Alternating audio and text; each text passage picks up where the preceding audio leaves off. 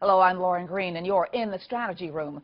The violence in Dallas last week has officials and law enforcement in Cleveland taking extra safety measures in preparation for next week's Republican National Convention in Ohio.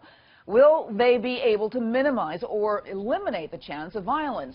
Here to weigh in are Democratic strategist Adam Green and the Republican strategist Brad Blakeman. Welcome to you both. Thanks.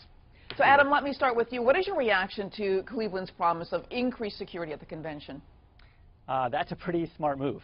You know, these people who are promising to bring arms to the convention area, it's a little bit like crying or like shouting in an open theater, screaming fire. It's people who are flaunting their supposed rights in a way that makes everybody else uncomfortable and puts everybody else in danger. And I really hope that law enforcement does not, suffer fatalities as a result of it.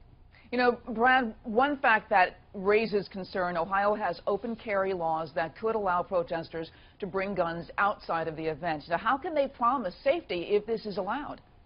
Well, it's not the gun that people should be worried about. It's the people who are carrying the gun. And just the fact that you have a gun doesn't mean you're going to use it. So this is a national security event deemed so under the federal law.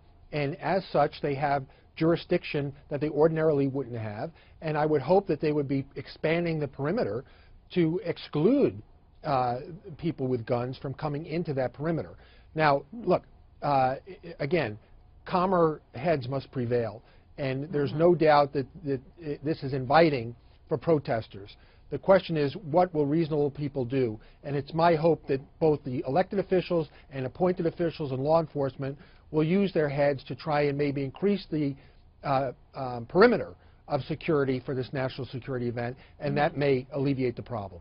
I want to read you a quote from Stephen Loomis, who's the president of the Cleveland Police Patrolmen's Association. He said, "The last thing in the world we need is anybody walking around here with AR-15s strapped to their back, and the absolute tragedy in Dallas is proof positive that we just cannot allow that to happen. I would really just beg these folks, just leave your guns at home." So, Adam, what do you think what do you make of this quote here? Yeah, I completely agree with law enforcement in this one. And I agree with Brad that the perimeter should be expanded and people shouldn't be allowed to have guns. Unfortunately, the NRA and most Republican politicians don't agree with Brad. That's functionally a regulation. It's saying you cannot have guns in this area. And that's why Republicans and the NRA oppose gun-free school zones and other zones that would prohibit people from having guns in irrational places. So I salute Brad for being somewhat rational on this, but it's unfortunate that the NRA is opposing law enforcement. Okay, Brad, I want to get your last thoughts on this. I mean, you know, cooler heads would hopefully prevail, but it only takes one hot head to make another Dallas.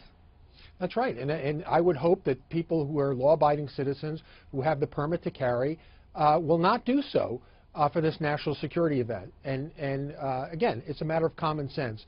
If you're going to prove a point, this is not the place to do it. All right, I want to thank you so much, Adam and Brad. Thank you both. Thank you. And for complete coverage on the 2016 election and the Republican National Convention, go to foxnews.com. I'm Lauren Green, and thanks for watching.